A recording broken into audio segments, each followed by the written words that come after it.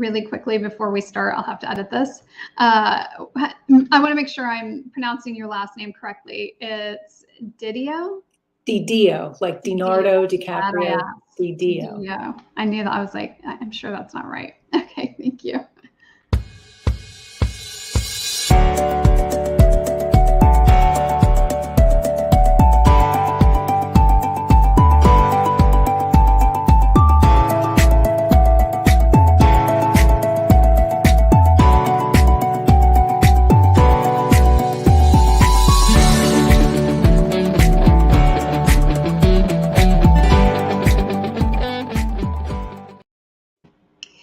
Welcome to this episode of the PA System. On this episode, I'm talking with Maria DiDio about some of the basic issues surrounding adoption. So welcome to the show, Anna.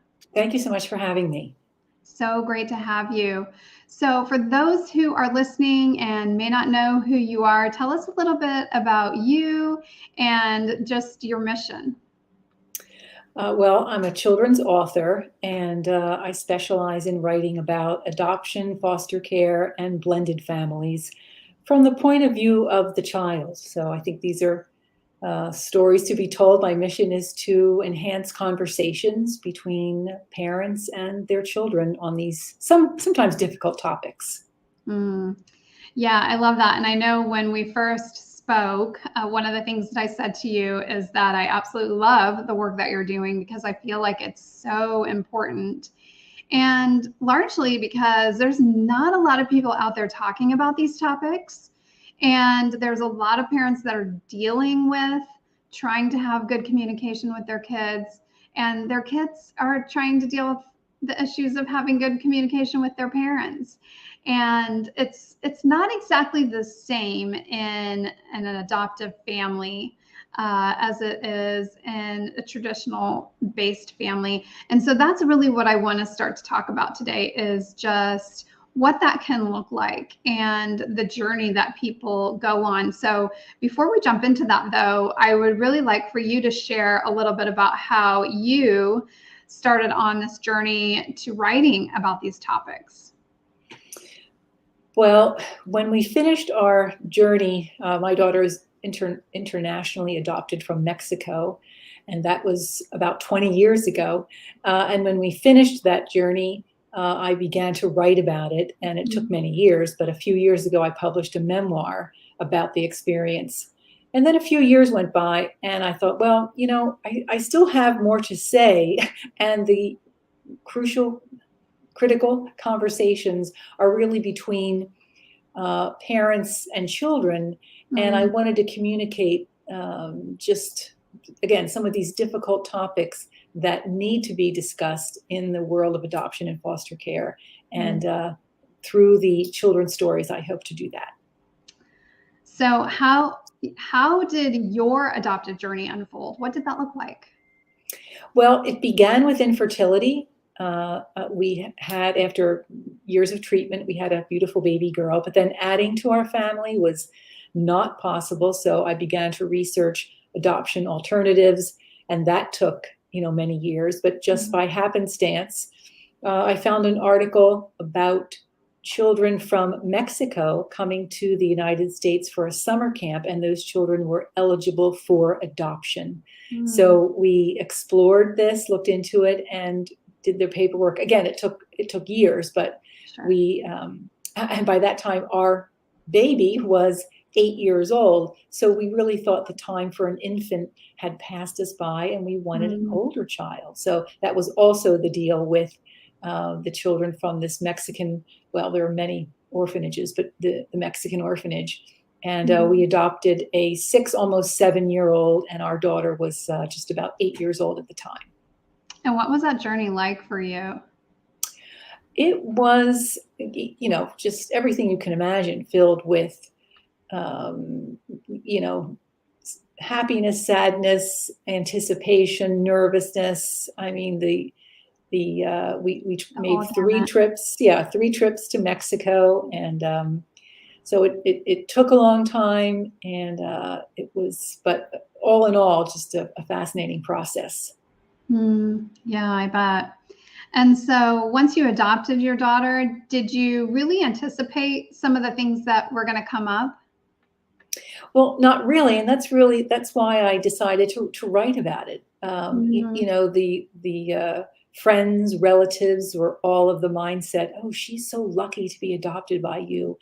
And you want to think that, but it just took years for me to see and understand the pain she was in, because Mm-hmm. adoptions begin with trauma, separation, loss.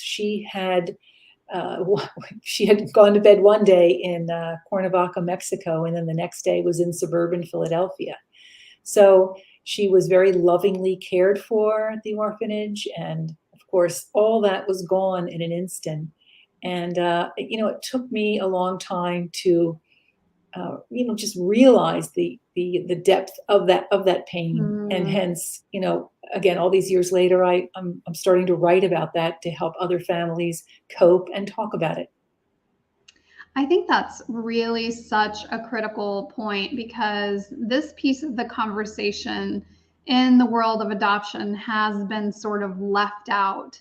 And as an adoptee myself, I actually, as part of my journey, sought out, just information, resources, people, Hmm. all the things to help me on my own personal growth journey.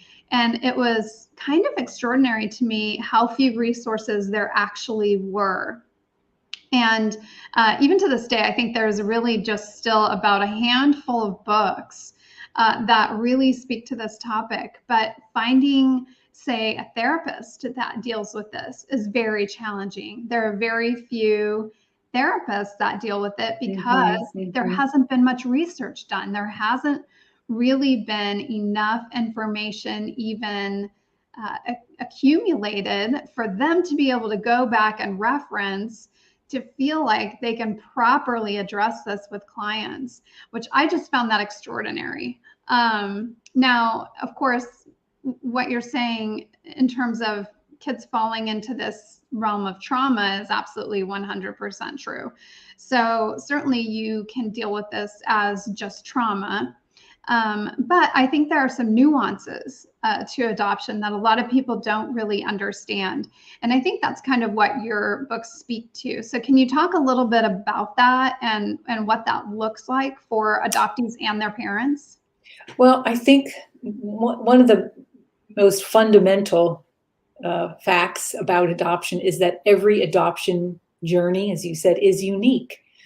And there are so many facts and circumstances that go into the adoption decision and transaction and the family life and the who's involved, and but it's important to understand that. But as I mentioned, the kind of the trauma, the separation, the loss is at the center of that, Mhm. and recognizing that is so important.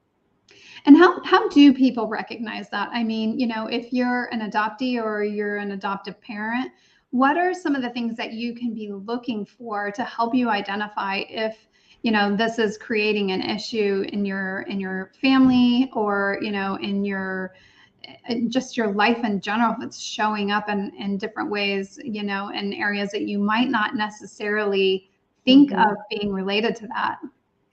Well, children, depending on the age, and I would also add that just networking with other adoptive parents, Mhm. seeking out, even though it may be hard to find, seeking out professionals that are used to or have dealt with adoption, triads and things, that is very, very helpful. Certainly, along the course of our family growth and development, we relied on the help of professionals. But it was just so again fascinating to me, the testing behaviors, Mhm. acting out.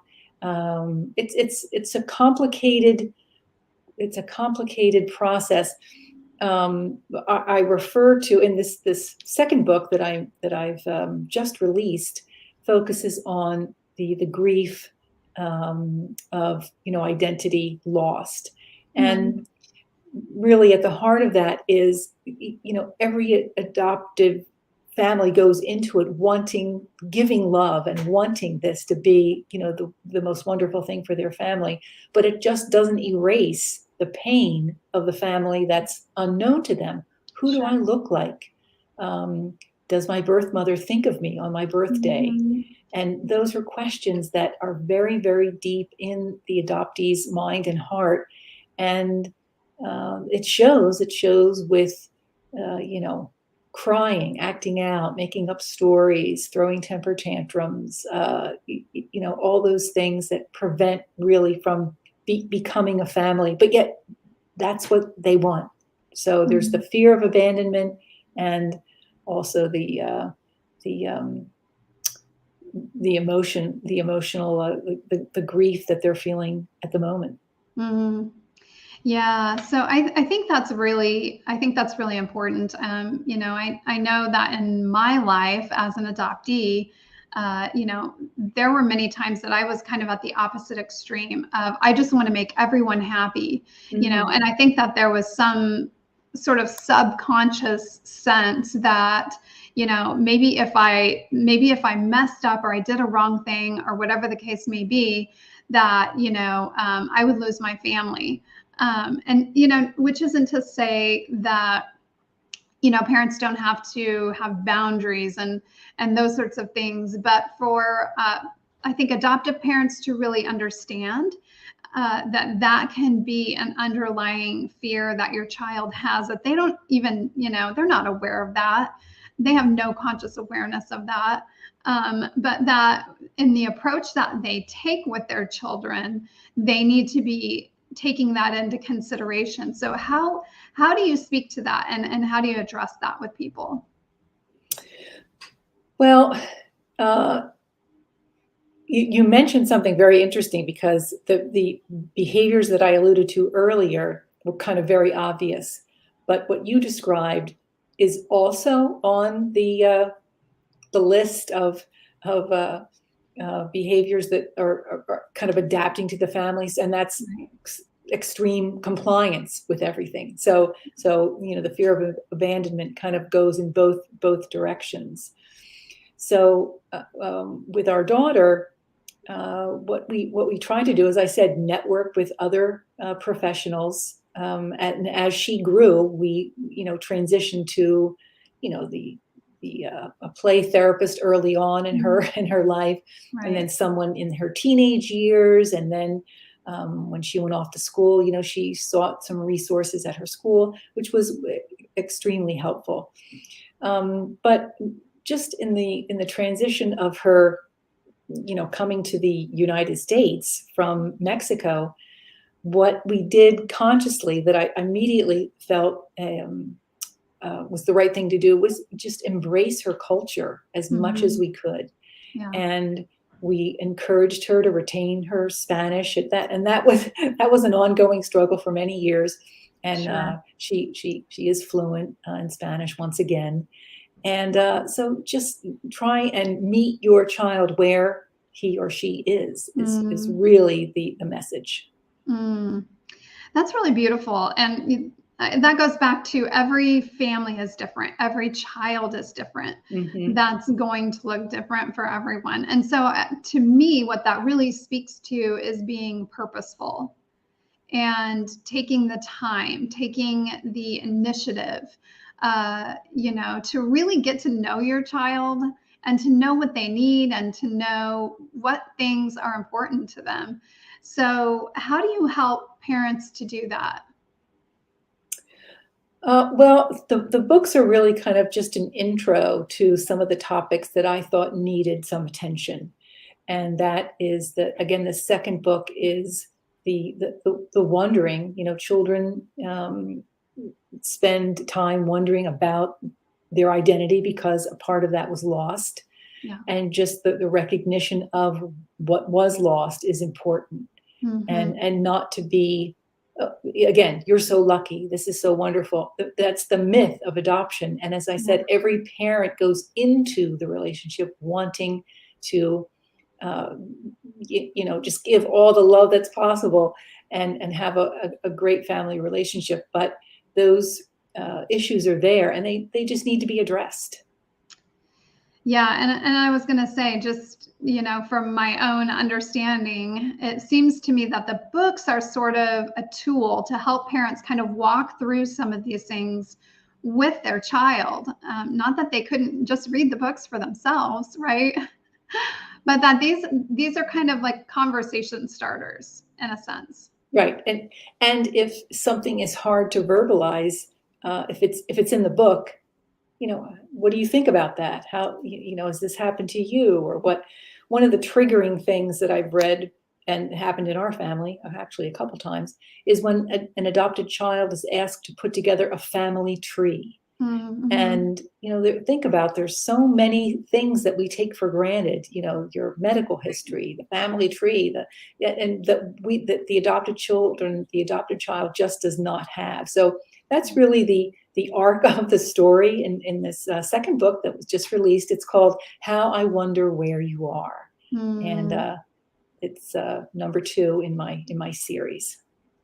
Yeah, and I love that. I mean, I have to tell you, I just recently met some of the members of my birth family, and it was interesting. Yeah, it was very interesting talking with them about some of my other family members, who I will never have the opportunity to meet. They've passed on, including my birth mother, and just learning so much more about my birth family and being able to, have them even say to me, well, it's interesting because we never really thought about what it would have been like from your perspective, and I said, yeah, it's interesting because I always thought about, what if she's out there? What if I bump into her and I don't know that it's her, and just all of these things that kind of run in the background for an adoptee, yes, that most people would never even really consider.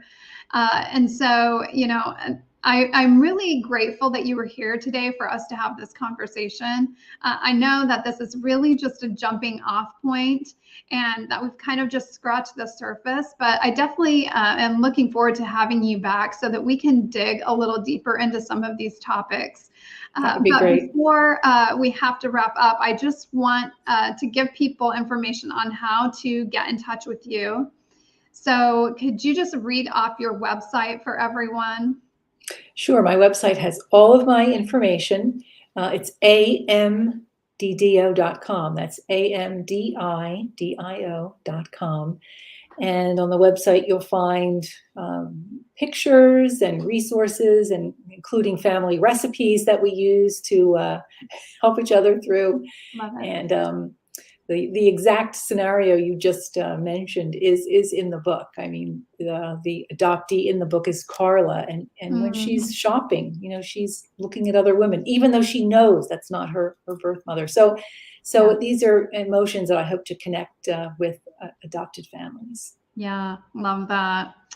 Well, and people can also connect with you on Facebook and LinkedIn, and I will put those links in the video below. If you are listening and not watching, then by all means, visit the website. You'll get all the information that you need there. But any closing thoughts that you would like to share with the audience?